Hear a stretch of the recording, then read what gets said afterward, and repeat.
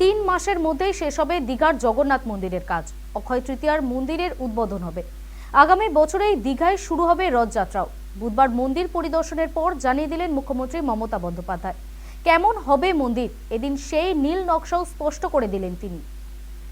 এইটা আমরা বছর কয়েক আগেই সিদ্ধান্ত নিই, দীঘায় ঘুরতে ঘুরতে, যে আমরা সমুদ্র সৈকত সরণিতে একটা জগন্নাথ মন্দির করব। সেদিনের চিন্তাভাবনার জোরে আজকে 3-4 বছর টাইম লেগেছে এই এত সুন্দর একটা জগন্নাথ মন্দির, জগন্নাথ ধাম তৈরি করতে। এবং পুরীর সাথে নিশ্চয়ই আমরা তুলনা করব না, কারণ ওদেরটা ওদের মতো, আমাদেরটা আমাদের মতো। দীঘায় জগন্নাথ মন্দির তৈরির কাজ কেমন চলছে বুধবার তা পরিদর্শনে যান মুখ্যমন্ত্রী মমতা বন্দ্যোপাধ্যায়। সেখানে গিয়েই তিনি জানান, আগামী বছর 30শে এপ্রিল অক্ষয় তৃতীয়ার দিন উদ্বোধন হবে এই মন্দিরের। অক্ষয় তৃতীয়ার দিন এটা উদ্বোধন হবে। এটা পুরোহিতরা, বিশেষ করে যারা ধর্মীয় প্রাণ মানুষ, তারা মিলে ডেটটা ঠিক করেছেন। রথযাত্রার সোনার ঝাড়ুও বানিয়ে দেবেন। এই উদ্দেশ্যে নিজের অ্যাকাউন্ট থেকে অনুদান দেবেন 5 লক্ষ টাকা, তবে বানিয়ে দেবে ইসকন। রাজ্যের মুখ্য সচিবের নেতৃত্বে জগন্নাথ মন্দিরের জন্য ট্রাস্ট বোর্ড গঠন করা হয়েছে, তাতে ইসকন রয়েছে। এছাড়া থাকছেন পূর্ব মেদিনীপুরের জেলা শাসক, জেলা পুলিশ সুপার, ইসকন এবং সনাতন ধর্মের প্রতিনিধি এবং জগন্নাথ দেবের মন্দিরের পূজারী। তিনি এও স্পষ্ট করে দেন, ট্রাস্টের সদস্য তিনি নন, যা করছেন একজন স্বেচ্ছাসেবী হিসেবে করছেন। রথযাত্রায় একটা সোনার ঝাড়ু থাকে, আপনারা জানেন। ওপরটা চন্দন কাঠের থাকে, নিচেটা কিছু সোনার ডাস্ট মেশানো নানা রকম থাকে। ওইটা আমি আমার পার্সোনাল অ্যাকাউন্ট থেকে, আমার কন্ট্রিবিউশন থেকে আমি 5 লাখ টাকা দেব। কাজে ওটাও ইসকন তৈরি করবে, কারণ যেহেতু ওরা করে। আমরা একটা ট্রাস্টই তৈরি করেছি চিফ সেক্রেটারির নেতৃত্বে। তাতে জেলা শাসক, এসপি, সনাতন ধর্মের যে সভাধিপতি, ইসকনের যে পশ্চিমবাংলার চার্জে রাধারমন বাবু আছেন, তাছাড়াও পুরীর দৈত্য, তারপরে মাসির দেব মন্দিরে যে পুজো করতেন জগন্নাথ দেবের এখানকার লোকাল, ওনাকেও রাখা হয়েছে। আমি কিন্তু ট্রাস্টির মেম্বার নই, আমি জাস্ট ভলেন্টারিলি আমার সার্ভিস দিচ্ছি। সুতরাং সবটাই ওনারাই করবেন, শুরুটা করে দিয়ে গেলাম। 20 একর জায়গায় তৈরি হয়েছে এই জগন্নাথ মন্দির।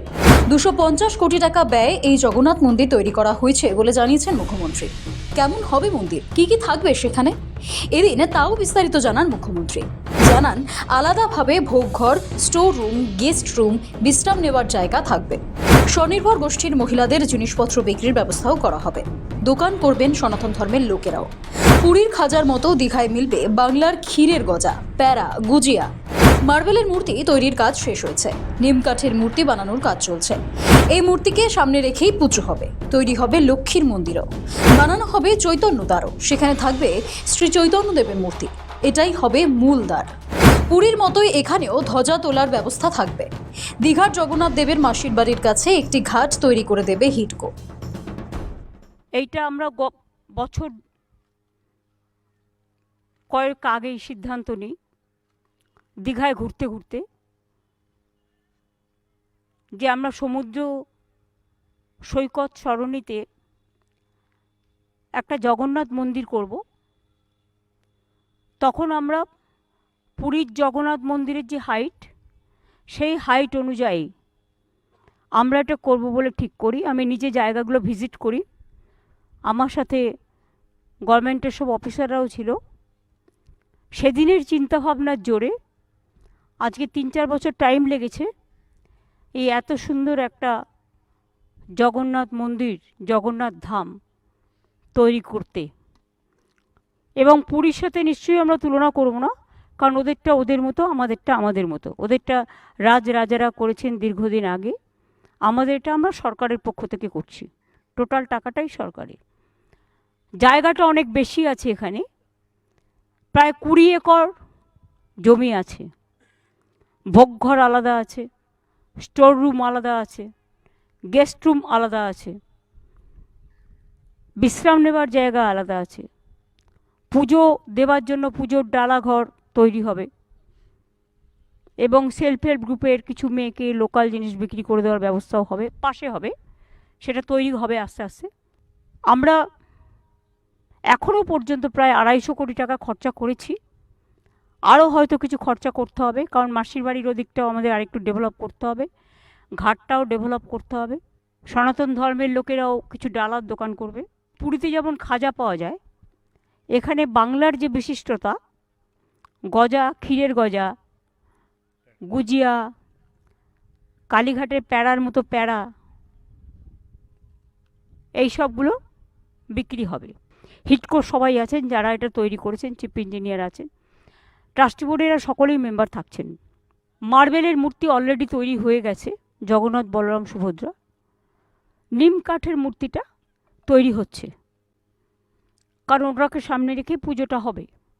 এছাড়াও একটা মা বিমলা, যেটা মা লক্ষ্মীর মন্দির, মা লক্ষ্মীর একটা আরেক পাশে রাধাকৃষ্ণ, এটা থাকবে। তাছাড়াও মেন গেট চৈতন্যদ্বার আগে ঠিক হয়েছিল মাসির বাড়ির ওখানে করবে, সেটা আমি একটু পরিবর্তন করে ডিসিশন নিলাম।